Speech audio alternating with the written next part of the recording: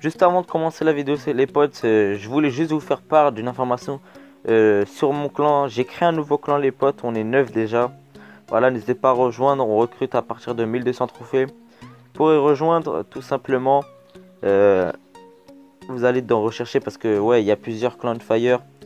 Vous tapez on fire. Non, pas comme ça. Enfin, vous tapez on fire, les potes. Il faudra afficher parce que comme il y a plusieurs clans on fire, voilà, vous allez dans parcourir. Vous allez chercher la région de France, les potes. Voilà.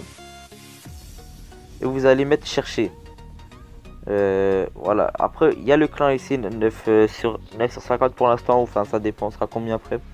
Voilà. Après, vous avez juste à rejoindre. On recrute pour le coffre à couronne et tout ça. N'hésitez pas à rejoindre. Venez nombreux, les potes. Ça me ferait super plaisir. Hey yo les Clashers, c'est Skyfire, comment allez-vous? Par ma part ça va super les potes. Alors aujourd'hui on se retrouve pour une nouvelle vidéo sur Clash Royale. Et aujourd'hui les potes on va parler de la nouvelle mise à jour, enfin du rééquilibrage plutôt, qui va arriver sur Clash Royale. Enfin comme si vous allez dans... Enfin je vais vous montrer, vous allez voir. Voilà les gars, vous allez dans nouveauté, Clash Royale. Et dans le blog vous allez voir, il y a écrit note mise à jour. Changement d'équilibrage le 21/1/2017. Enfin, en gros, c'est aujourd'hui qu'ils ont mis ça. Voilà. Regardez, remarque, ces changements ne sont pas encore intégrés au jeu. Ils interviendront le 23 janvier. En gros, ça, ils arriveront dans 2 jours. Dans 2 jours, en gros, lundi.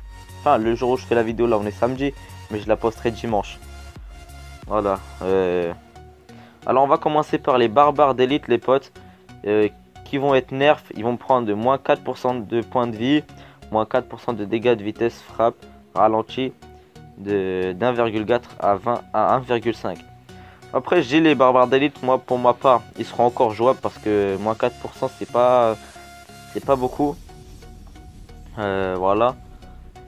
Séparément ces changements sont assez limités mais leur effet combiné devrait être plutôt évident et faire des barbares d'élite des adversaires un peu moins redoutables. Nous voulons ramener leur puissance à un niveau raisonnable sans pour autant les rendre trop faibles.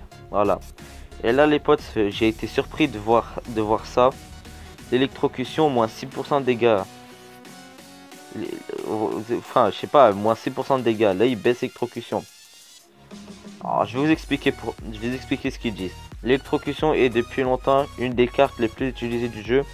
Ce changement devrait l'empêcher de détruire d'un coup un groupe de gobelins et même niveau, y compris ce feu à gobelins. Ceux du feu à gobelins, voilà, en gros, ce qu'ils disent c'est que le feu à gobelins maintenant, genre si les gobelins dans le feu sont niveau 9 et que ton zap il est niveau 9, bah ça va plus les one shot. Voilà, c'est ça, en fait c'est ça que là qu'ils disent. Et donner à d'autres sorts, par exemple les flèches, de meilleures chances de jouer un rôle de ce type. En gros en fait ce qu'ils veulent c'est qu'ils veulent qu'on joue les flèches quoi, voilà. Ils veulent qu'on joue les flèches. Enfin moi je me suis dit ouais, je crois que maintenant les flèches seront de retour, hein, vu que le zap maintenant il sera à nerf. Et l'électro sorcier les gars, électro sorcier, bon moi je l'ai eu. Ils augmentent leur point de vie, mais en fait ils baissent, en fait c'est la même chose, moins 6 de dégâts de génération. En fait il part de son zap, à chaque fois qu'il va respawn ça va zapper les troupes, en fait ça va faire la même chose. Après c'est normal, c'est comme le bûcheron et le sort de rage. Quand il a été augmenté ou nerf, je me rappelle plus, bah sur le bûcheron, son sort de rage, quand il va mourir, le bûcheron ça va faire la même chose. Voilà, bon je vais vous lire ce qu'ils disent. L'élément à retenir est que la boule de feu ne pourra plus éliminer un électro-sorcier du même niveau. Genre si ta boule de feu est de niveau 7 je crois, et que ton électro-sorcier est de niveau 1, bah ça va plus le one shot normalement. La diminution des dégâts de génération est une question de cohérence par rapport à la modification d'électrocution mentionnée ci-dessus. Voilà, c'est la même chose que vous avez dit. Et là les potes, on va parler de la méga gargouille qui prend un nerf aussi. Moins 4% de dégâts, dégâts, vitesse de frappe ralenti d'1,4 à 1,5 secondes. En gros la même chose que les barbares d'élite. Sauf que c'est pas moins 6, je crois que c'est moins 4 là. La méga gargouille est une option défensive très appréciée et dont la puissance devrait être modérée. Nous avons pensé que limiter ses dégâts plutôt que ses points de vie serait une solution. Serait une solution la plus appropriée à sa nature d'unité cuirassée. C'est une gargouille, mais une gargouille bien protégée. Bon, voilà, après là, ce qu'ils disent en fait, c'est que la méga gargouille a été trop puissante par rapport à avant. Elle était plus utilisée en défense. Bon, en attaque aussi, parce que ouais, j'avoue qu'elle était puissante la méga gargouille. Ils disent que là, il faut qu'il la nerfe un peu. Les archers, les potes. Alors là, ça aussi, c'est du jamais vu. Ils sont en train. Là, ils descendent même les archers. Moins 4 vie, moins 4% de vie. Alors, je crois que là, les flèches, ils vont les one-shot normalement. Hein, s'ils sont d'un bon niveau, genre du même niveau. Alors, si tes flèches sont niveau 9 et que ces archers sont niveau 9, bah ça va les one-shot normalement. On va lire ce qu'il dit. Les archers sont actuellement une carte de soutien de première ordre. Nous aimerions réduire un peu leur puissance, mais sans modifier l'équilibre de leur interaction avec les barbardettes et la méga gargouille, suite aux changements exposés ci-dessus. Ouais, bof, là, ils disent juste que les archers, apparemment, étaient... Ouais, c'est vrai qu'ils étaient trop cheat, les archers, hein. Genre, quand tu les mets derrière un géant ou un golem, un truc comme ça faisait son taf, les archers. Là, les potes, c'est la bûche. La bûche. Moins 4% de dégâts, réduction de l'effet de recul. En gros, ouais. Ça va faire moins 4%, genre reculer. Ça va moins reculer les troupes qu'avant. Normalement.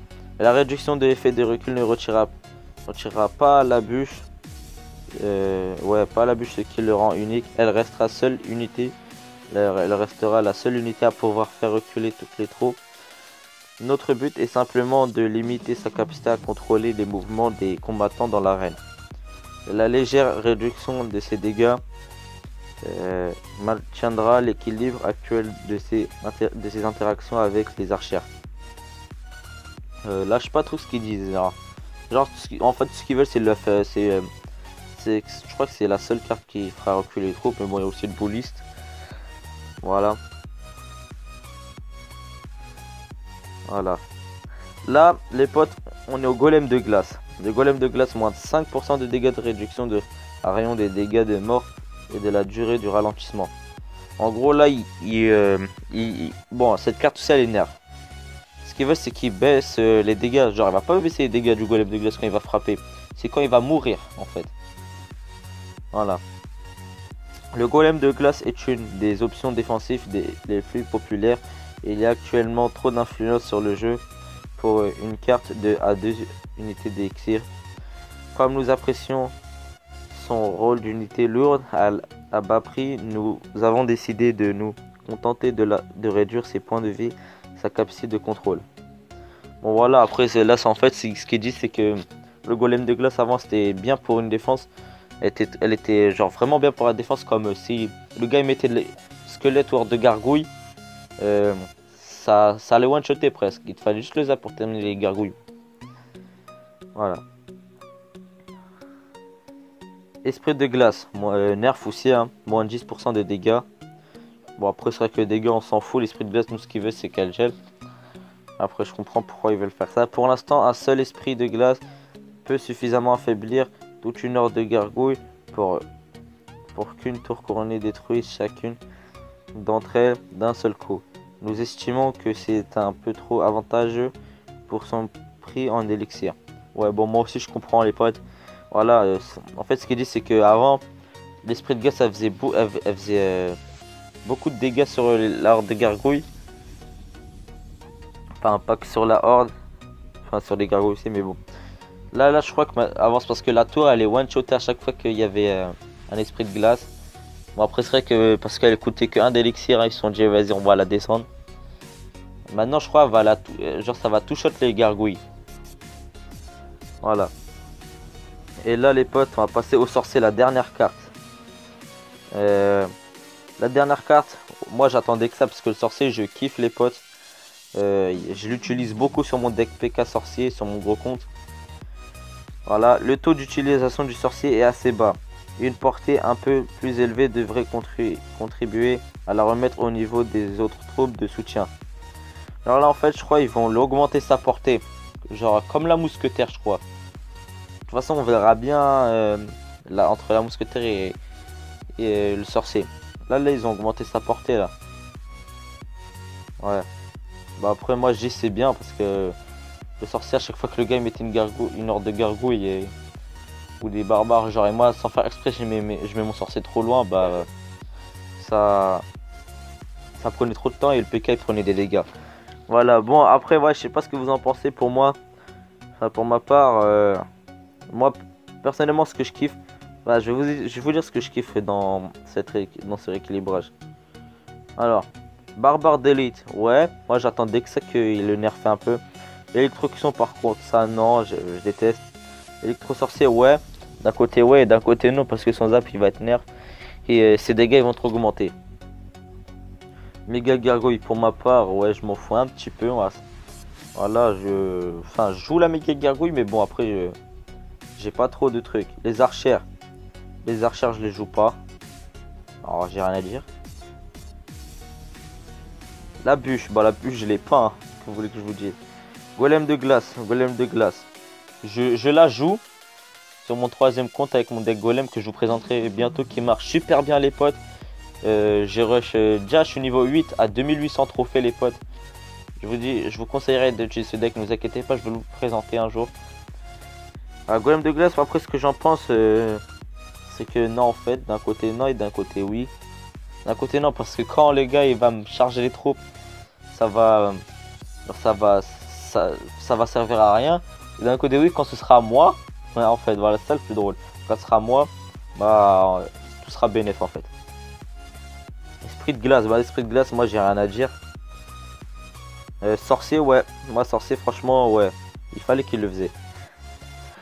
Bon voilà, je sais pas ce que vous en pensez vous après, moi je dis d'un côté c'est bien, d'un côté c'est nul.